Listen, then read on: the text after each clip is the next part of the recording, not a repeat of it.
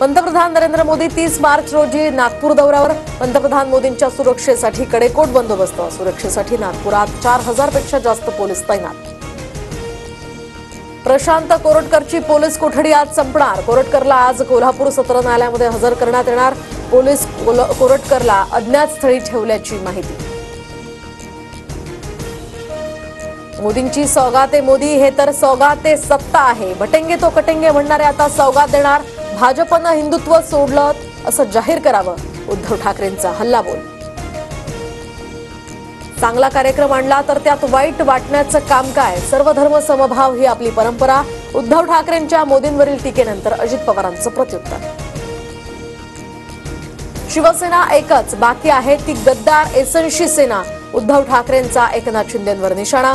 तर बदनामी झाल्याचं त्यांना वाटतंय म्हणजे ते गद्दार आहेत. ठाकरेंची टीका. आमची भूमिका आधी आणि आता सुद्धा सारखीच. ठाकरेंप्रमाणे आम्ही इतरांकडे झुकलेलो नाही. मंत्री संजय शिरसाट यांचा उद्धव ठाकरेंवर पलटवार.